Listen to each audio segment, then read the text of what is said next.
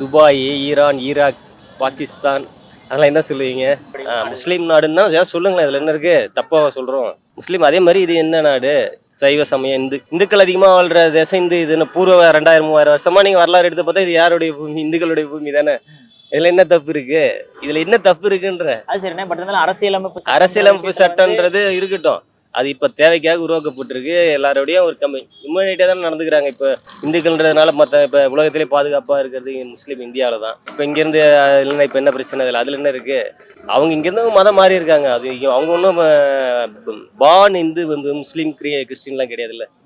இங்கே இருக்கிறவங்க ஏதோ ஒரு ப்ரெஷரில் அவங்க மாறி இருக்காங்க. வறுமையின் காரணமோ ஏதோ ஒரு காரணத்தால் அவங்க மாறி இருக்காங்க. அதில் ஒன்றும் சொல்ல முடியாது. இங்கே என்ன அவர் அரபிக்காரனா இங்கே வந்து குடியிருக்கான்.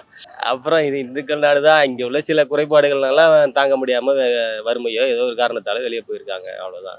இங்கே உள்ள மனிதர்கள் மைண்ட் வந்து அவங்களுக்கு அந்த மதத்தில் கன்வெர்ட் ஆனதுனால கான்ட்ரடிக்ஷன் இது மூலிமா தான் பிரச்சனைகள் கிரியேட் ஆகும்.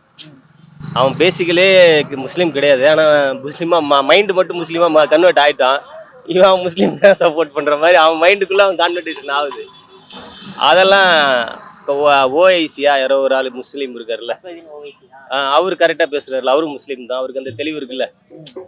முஸ்லீம்னா முஸ்லீமில் இந்த மாதிரி கொல்ல சொல்லியா சொல்கிறாங்க? எந்த மதத்துலேயும் அதை சொல்ல மாட்டாங்க. அவன் அதை மதத்தின் பரவாயில்ல அவன் செய்கிறான்னா அப்போ முஸ்லீமே கண்டிக்கணும் தானே. அப்போ அவன் எது பண்ணாலும் ரைட்டுன்னு முஸ்லீம் சொல்லக்கூடாது தானே. அப்புறம் அப்புறம் இந்துக்கள் இங்கே பண்ணாங்கன்னா அதை விட்டு தப்புன்னு சொல்லக்கூடாதுல்ல. நியாயம்னா எல்லாருக்கும் நியாயம் தானே. அவன் மதத்தை கேட்டு தானே சுட்டான். அது எவ்வளோ பெரிய தப்பு தானே. அது யாராக இருந்தாலும் தப்பு தானே. இத்தனைக்கும் அவன் கமாண்டோவில் வேலை பார்த்துருக்கான். பாகிஸ்தானுடைய ராணுவ மிலிட்ரியில் வேலை பார்த்துருக்கான்.